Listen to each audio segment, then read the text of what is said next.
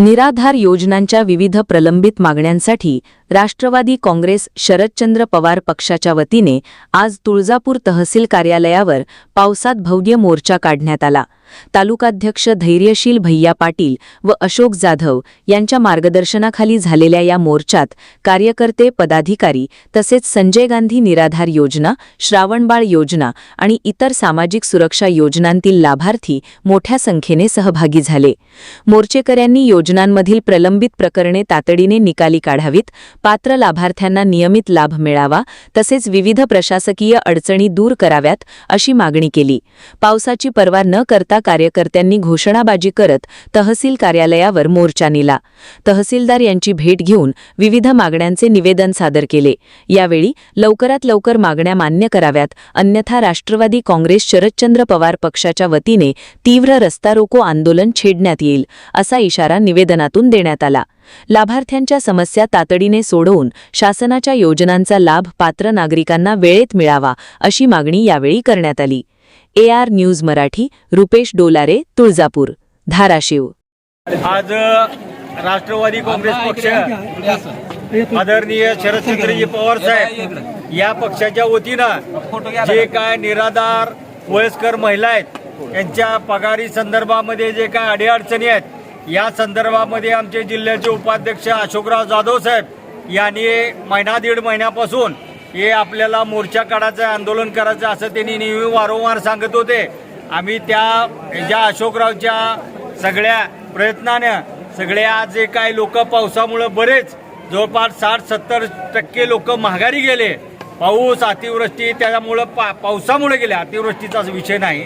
आणि तरी सुद्धा अशा पडत्या पावसामध्ये वयस्कर लोक आज उभारले। त्याचं कारण काय?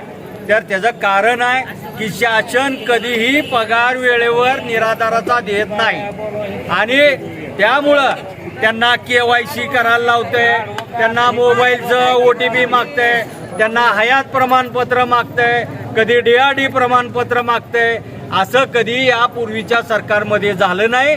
यांनी या निराधार लोकांना पैसे देण्याचं टाळाटाळ करण्यासाठी वारंवार ही अटी घालून 3-3, 4-4 महिन्याच्या पगारी दिल्या जात नाहीत। तर याच्या निषेधार्थ आम्ही आज ही काय मोर्चा काढला। आम्ही निवेदन तहसीलदार मॅडमला दिलं। यांनी शासनानं लवकरात लवकर विचार करावा हीच बोलतो, एवढीच विनंती करून माझी 2 शब्द।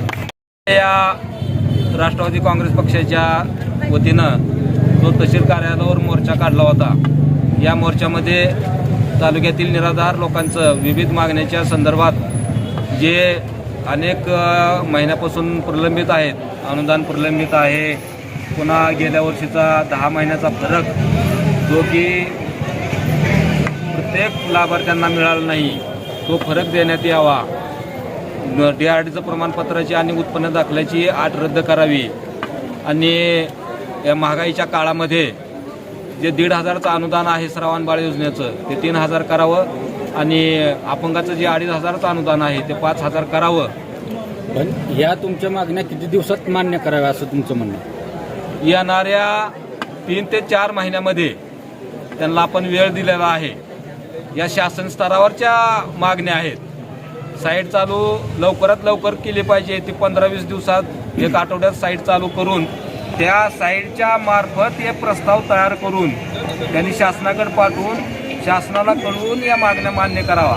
त्यासाठी महिनाभर वेळ आम्ही देणार आहोत आणि या महिन्याच्या नंतर जर मागण्या मान्य नाही झाल्या तर याच्यापेक्षा तीव्र असं आंदोलन निराधारांच्या वतीनं रस्ता रोको आंदोलन असेल, भीक मागो आंदोलन असून करून शासनाला मदत करू हे आंदोलन असेल, गांधी पद्धतीनं, महात्मा गांधी पद्धतीनं, गांधीवाद पद्धतीनं आंदोलन असेल, असं तीव्र स्वरूपाचे आंदोलन आम्ही करणार आहोत।